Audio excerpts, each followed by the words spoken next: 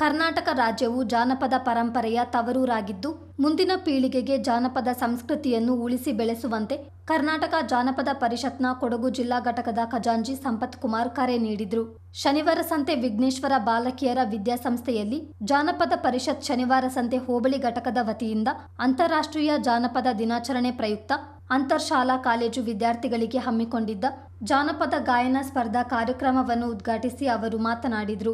ಹಿಂದಿನ ಕಾಲದವರು ತಮ್ಮ ಜೀವನದ ಅನುಭವಗಳನ್ನು ಹಾಡಿನ ಮೂಲಕ ವ್ಯಕ್ತಪಡಿಸುತ್ತಿದ್ದರು. ಅದು ಬಾಯಿಂದ ಬಾಯಿಗೆ ಹರಡಿ ಪ್ರಸಿದ್ಧಗೊಂಡಿದ್ದು ಇಂದಿಗೂ ತನ್ನದೇ ಛಾಪು ಮೂಡಿಸಿದೆ. ಆಧುನಿಕತೆಯಿಂದಾಗಿ ಜಾನಪದ ಸಂಸ್ಕೃತಿ ಕ್ಷೀಣಿಸುತ್ತಿರುವುದು ಬೇಸರದ ಸಂಗತಿ ಎಂದ ಅವರು, ಜಾನಪದ ಕಾರ್ಯಕ್ರಮಗಳ ಮೂಲಕ ಸಂಸ್ಕೃತಿಯನ್ನು ಉಳಿಸಿಕೊಳ್ಳಬೇಕೆಂದು ಹೇಳಿದರು. ಸುಜಲಾದೇವಿಯರು ಉಳಿಸಿಕೊಂಡಿರುವುದು ಸಮಾಧಾನಕರ ವಿಚಾರವಾಗಿದೆ. ಕಂಸಾಳೆ, ಗೀಗಿ ಪದ, ಕೋಲಾಟ ಪದ, ರಾಗಿ ಬೀಸು ಪದ, ಸುಗ್ಗಿ ಹಾಡುಗಳು ಹೀಗೆ ಹಲವು ವಿವಿಧ ಬಗೆಯ ಜಾನಪದ ಗೀತೆಗಳು ಜನರ ದೈನಂದಿನ ಚಟುವಟಿಕೆಗಳನ್ನು, ಕೌಟುಂಬಿಕ ಜೀವನದಲ್ಲಿ ಕೆಲವು ಜಾತ್ರೆಗಳು, ಹಬ್ಬಗಳು, ಹರಿದಿನಗಳು ನಾವು ಅದರಲ್ಲೆಲ್ಲ ಕಾಣ್ತಾ ಇದ್ದೇವೆ. ಜಾತ್ರೆಗಳಲ್ಲೂ ಕೂಡ ಆ ಹಿಂದಿನ ಸಂಪ್ರದಾಯವನ್ನು ಕೂಡ ಉಳಿಸಿಕೊಂಡು ಕೆಲವು ಕಡೆ ಹೋಗ್ತಾ ಇದ್ದಾರೆ. ಇದೆಲ್ಲ ಹಳ್ಳಿಗಳಲ್ಲಿ ಬಾಯಿಗೆ ಹರಿದು ಬಂದಿರುವ ನುಡಿಗಳೇ ಆಗಿವೆ.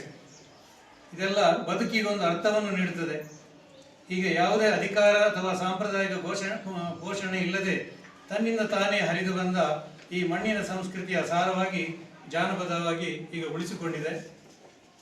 ಇಂತಹ ಜಾನಪದ ಗೀತೆಗಳು, ಸ್ಪರ್ಧೆಗಳು ಆಗಿಂದಾಗೆ ಆಯೋಜನೆಗೊಂಡು ಜಾನಪದ ಸಂಸ್ಕೃತಿ ಉಳಿಯಲಿ ಎಂದು ಆಶಿಸುತ್ತಾ, ಇದೆಲ್ಲ ನಮ್ಮ ಮುಂದಿನ ಪೀಳಿಗೆಗೆ ಜೋಪಾನವಾಗಿ ಮಾಡಬೇಕಾಗಿದೆ. ಆ ದೃಷ್ಟಿಯಲ್ಲಿ ಶನಿವಾರ ಸಂತೆಯಲ್ಲೂ ಕೂಡ ಒಂದು ಜಾನಪದ ಈ ಒಂದು ಕಾರ್ಯಕ್ರಮವನ್ನು ಆಯೋಜಿಸಿದ್ದಾರೆ. ಜಾನಪದ ಗೀತೆಗಳು ತನ್ನ ವೈಭವವನ್ನು ಸ್ವಲ್ಪ ಮಟ್ಟಿಗೆ ಇತ್ತೀಚಿನ ಕಳೆದುಕೊಂಡಿದ್ದರೂ ಕೂಡ ಇತ್ತೀಚಿನ ಸಿನಿಮಾಗಳಲ್ಲಿ ಕೂಡ ನಾವು ಜಾನಪದದ ಹಾಡುಗಳನ್ನು ಬಳಸಿಕೊಂಡು ಅತ್ಯಂತ ಯಶಸ್ವಿಯಾಗಿ ಆ ಸಿನಿಮಾಗಳು ಕೂಡ ಆಗಿದ್ದಾವೆ ಅಂತ ಹೇಳುವಂಥದ್ದು ನಿಮಗೆಲ್ಲ ಗೊತ್ತಿರ್ಬೋದು. ಸಿನಿಮಾ ಸಾಧಾರಣ ಎಲ್ಲರೂ ನೋಡಿರ್ತಾರೆ. ಅದರಲ್ಲಿ ಜಾನಪದದ ಹಾಡುಗಳು ತುಂಬ ಚೆನ್ನಾಗಿ ಮೂಡಿ ಬಂದಿದೆ. ಜಾನಪದ ಪರಿಷತ್ ಜಿಲ್ಲಾ ಕಾರ್ಯದರ್ಶಿ ಮುನೀರ್ ಅಹಮದ್ ಮಾತನಾಡಿ, ಜಾನಪದ ಎಂಬುದು ವಿಸ್ಮಯ ಮತ್ತು ಜ್ಞಾನದ ಪ್ರತೀಕವಾಗಿದೆ. ಜಾನಪದ ಹಾಡು ಮತ್ತು ಸಂಸ್ಕೃತಿಯನ್ನು ಹುಟ್ಟುಹಾಕಿದ ಪೂರ್ವಜರು ವಿದ್ಯಾವಂತರಾಗಿರಲಿಲ್ಲ. ಆದರೂ ತಮ್ಮ ಜೀವನದ ಅನುಭವಗಳನ್ನು ಹಾಡಿನ ಮೂಲಕ ಸಮಾಜಕ್ಕೆ ಹರಡಿದರು. ಅಷ್ಟೇ ಅಲ್ಲದೆ ಜನಪದ ಹಾಡಿನ ಮೂಲಕ ಸಮಾಜದಲ್ಲಿ ಸಹಬಾಳ್ವೆಯಿಂದ ಬದುಕಲು ಕಲಿಸಿಕೊಟ್ಟರು ಎಂದು ಹೇಳಿದರು. ಪ್ರವಾಹ ಅಂತ ಹೇಳ್ಬೋದು. ಜಾನಪದ ಯಾವತ್ತೂ ಕೂಡ ನಿಂತ ನೀರಲ್ಲ, ಅದು ಸದಾ ಚಲನಶೀಲ. ಅದಕ್ಕೆ ಬಸವಣ್ಣನವರು ಹೇಳಿದಾಗೆ ಸ್ಥಾವರಕ್ಕೆ ಅಳಿವುಂಟು ಜಂಗಮಕ್ಕೆ ಅಳಿವಿಲ್ಲ ಅಂತ ಹೇಳ್ತೀವಲ್ಲ, ಅದು ಬಸವಣ್ಣನವರು ಇದಕ್ಕೆ ಸಂಬಂಧಪಟ್ಟಾಗಿ ಹೇಳಿಲ್ಲ. ಆದರೆ ಆ ಮಾತು ಇದಕ್ಕೆ ಜನಪದಕ್ಕೆ ಬಹಳ ಪೂರಕವಾಗಿರುವಂಥದ್ದು. ನಾವು ಜನಪದವನ್ನು ಸಜೀವ ಪಳೆಯುಳಿಕೆ ಅಂತ ಕರಿಬೋದು. ಅದು ಸಾವನ್ನು ನಿರಾಕರಿಸುತ್ತಾ ಕಾಲಮಾನದ ಅಗತ್ಯಕ್ಕೆ ಅನುಗುಣವಾಗಿ ಮಾಡ್ತಾ ಬರುವಂಥದ್ದು. ಅದು ತನ್ನ ಯಾವುದೇ ಮಾರ್ಪಾಡು ಮಾಡಿಕೊಂಡು ಬಂದರೂ ಕೂಡ ಜೀವಂತಿಕೆಯನ್ನು ಕಾಣುವಂಥ ಒಂದು ವ್ಯವಸ್ಥೆ ಅಲ್ಲಿ ಜನಪದರಲ್ಲಿ ನಮಗೆ ಕಾಣ್ತದೆ. BM ಶಿವರು ಹೇಳ್ತಾರೆ, ಜನವಾಣಿ ಬೇರು ಕವಿವಾಣಿ ಹೂ ಹಳ್ಳಿಗಳಲ್ಲಿ ನಾವು ಕಂಡಿದ್ದೇವೆ. ಅಲ್ಲಿ ನೋಡಿ, ರಾಗಿ ಬೀಸುವಾಗ, ರಾಗಿ ಕುಟ್ಟುವಾಗ, ತೊಟ್ಟಿಲು ತೂಗುವಾಗ, ಮಕ್ಕಳನ್ನು ಆಡಿಸುವಾಗ, ತವರಿನ ನೆನಪಾದಾಗ, ಉಳುವ ಬಿತ್ತುವ ಕಾಲದಿಂದ ಹಿಡಿದು ಸುಗ್ಗಿಯ ಕಾಲದವರೆಗೂ ಕೂಡ ಅವುಗಳ ಸಂಭ್ರಮದ ಬಗ್ಗೆ ಮನಸಾರೆ ಇದ್ದ ಜಾಗದಲ್ಲೇ ನುಡಿಕಟ್ಟಿ ನಡುಕಟ್ಟಿ ಹಾಡುತ್ತಿದ್ದಂಥ ಹಾಡುಗಳು ಕ್ರಮೇಣ ಜಾನಪದ ರೂಪದಲ್ಲಿ ನಿರಾತಂಕವಾಗಿ ಹರಿದು ಬರಲು ಕಾರಣವಾಗುತ್ತೆ ನೋಡಿ. ಆಗಲೇ ನಮ್ಮ ಸ್ನೇಹಿತರು ಹಾಡು.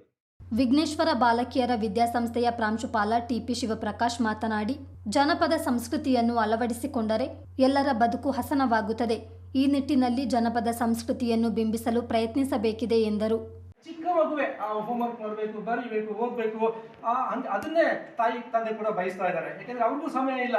ಅವರು ಕೂಡ ಎಲ್ಲ ಕೆಲಸದ ಒತ್ತಡದಲ್ಲಿ ಬೆಳಿಗ್ಗೆ ಹೋದ್ರೆ ಸಂಜೆ ಬರಬೇಕು, ಹೀಗೆ ಮಕ್ಕಳನ್ನು ನೋಡ್ಕೊಳ್ಳಿಕ್ಕೆ ಸಾಧ್ಯ ಆಗ್ತಾ ಇಲ್ಲ.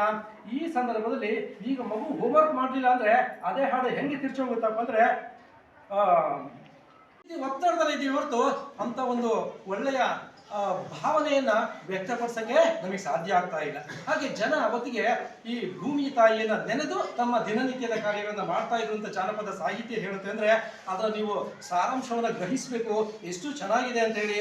ಆಮೇಲೆ ಹಾಗೇನೆ ತಾಯಿ ಮಗಳಿಗೆ ಮದುವೆ ಮಾಡಿ ಕಳಿಸುವಾಗ ಯಾವ ರೀತಿ ಬುದ್ಧಿ ಹೇಳ್ತಾ ಇದ್ರಪ್ಪ ಅಂದ್ರೆ ಜಾನಪದ ಗೀತೆ ಒಂದು ತುಣುಕು ಬರುತ್ತೆ. ಹೇಗಿದೆ ಅಂದ್ರೆ, ಅತ್ತೆಯ ಮನೆಯಲ್ಲಿ ಶನಿವಾರ ಸಂತೆ ಹೋಬಳಿ ಘಟಕದ ಅಧ್ಯಕ್ಷೆ ಡಿ ಸುಜಲಾದೇವಿ ಕಾರ್ಯಕ್ರಮದ ಅಧ್ಯಕ್ಷತೆ ವಹಿಸಿ ಮಾತನಾಡಿದರು.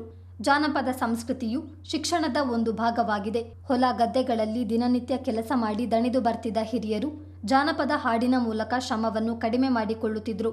ಮುಂದೆ ಇದು ಜಾನಪದದ ನಾನಾ ಪ್ರಕಾರಗಳಾಗಿ ಬದಲಾಗಿದೆ ಎಂದರು. ಅಂದರೆ ಎಲ್ಲವೂ ಮತ್ತೊಮ್ಮೆ ವಾಪಸ್ ಆಗತ್ತೆ.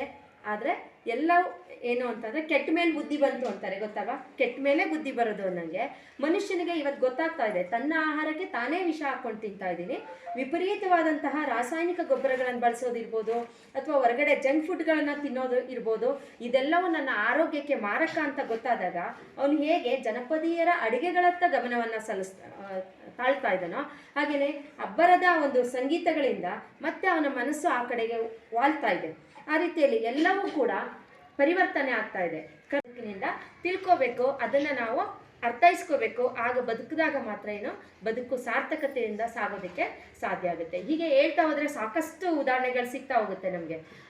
ಆದರೆ ಹಿಂದಿನವ್ರು ಕಟ್ಟಿರ್ತಕ್ಕಂತಹ ಗಾದೆ ಮಾತುಗಳು ಸಹ ಎಷ್ಟೊಂದು, ಉದಾಹರಣೆಗೆ ಮಕ್ಕಳೆಲ್ಲ ಮಾಡಿದ್ರೆ ಅಪ್ಪನಿಗೆ ಯಾಕೆ ಇಬ್ರೇನ್ರು ಅಂತ.